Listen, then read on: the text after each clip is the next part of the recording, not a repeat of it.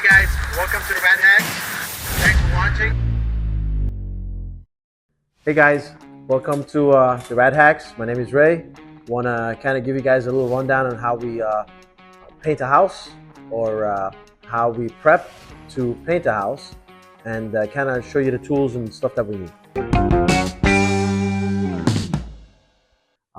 Basically, we need some blue tape, orange tape, or different kind of tape depending on what kind of taping we're doing or what kind of prepping we're doing. If we're covering it with paper or ram board, depending on the house, how much foot traffic we're going to get, and whether it's residential, industrial, etc., etc. So you have some tools on the table just to kind of show you what you need, the basic stuff that you need in order to prep a house. You need painter's plastic, you need paper for your path, and tape to hold it down. And then we have some brushes and rollers, and we'll go into further detail on the next episode. We go in deeper in detail on the types of brushes that we use and the type of rollers we use for the jobs, and different type of material for different paints, and different like acrylics or latex or any kind of oil-based or water-based paints. Okay, so basically a few tools that we need for the job are tape, whether it's orange tape or blue tape. Painter's tape, most of the times we use blue tape just because of the substrate, because it's has less adhesive, but it sticks good, and when you want to peel it off, it comes off easier.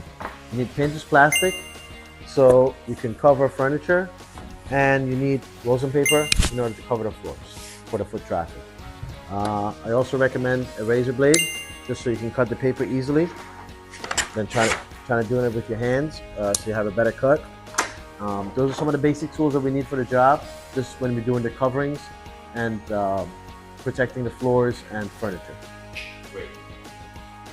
So now let's get to the next stage, is when we want to start painting the house and kind of show you what we have done as far as prepping. We already prepped the house. Some areas we already have the paper and plastic. The furniture is moved. So let's take a look.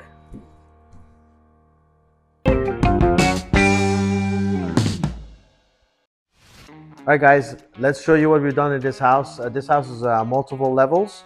It's a 2-bedroom house, and it's actually multiple levels, because if you look at the garage and the roof and the rooftop, we have about 5 levels here.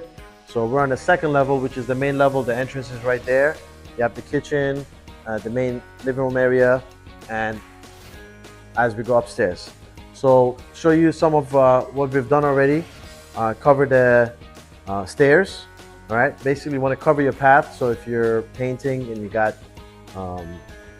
any kind of paint drips or anything else while you're taking your supplies up or down, or when you got to clean up, you don't want to have anything on the floor, just because you want their flooring protected.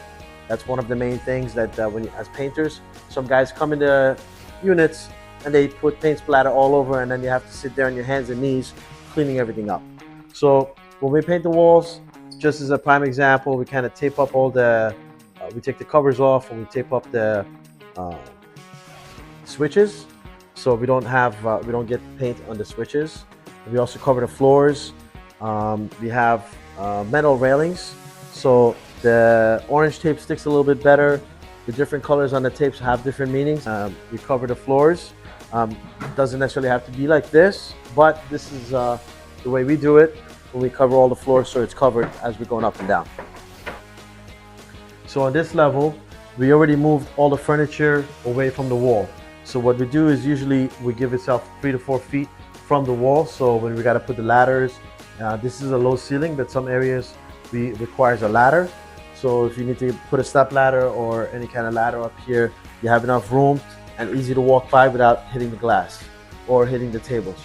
Usually move all the furniture away from the wall. You don't necessarily have to cover the whole walls. As you can see, we have the rosin paper on the floor, and it's only covering this section because we don't need to cover the whole area, because we're not painting the ceiling. If you're painting the ceiling, I recommend covering the floors so you don't get paint splatter all over the floor. But for this application, all we did is take all the coverings from the light fixtures off the wall. We covered all the areas where paint might get on it, Okay, we covered with plastic their equipment, their furnishings, their cabinets. Tape the corners. In another episode, we'll show you how to tape properly. So when we take the tape off, you don't have paint on the actual fixtures, right? So this is one of the floors. We already have everything from the, pushed to the side, and it's covered, as you can see. Over here, we have another way of covering the steps. It all depends on how you want to roll it. You can cut the pieces of paper and just cover the landing of the steps, so you can see through it or whatever it is, just because time constraints or different ways of covering, or you can just roll it and tape it all the way up. In the hallway area, not much lighting here, just because on this level it's just a landing. We covered all the floors just because we're going to paint everything going all the way up. And going into the bedroom, so we moved everything away from the wall, cover all the furniture, moving everything that might get paint splatter, cabinets, the TV.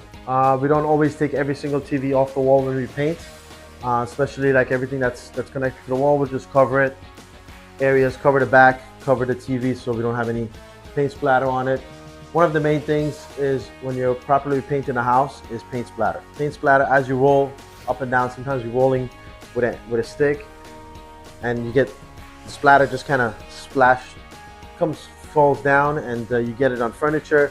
After that, if you take all the plastic off and you don't have the furniture properly covered, now you have to sit there and try to clean every single speck of paint that's on the TV or on the cabinets or on their blankets or whatnot, and or carpets if they have carpets, or if they have wood flooring here and we're painting the wall. It's a light gray color, so all the paint splatter would show if it's not covered properly. So to avoid major cleanup, I always recommend just do major prep, which is the best because it's easy to clean up. All you got to do is take the stuff off and boom, put the furniture back and you're done.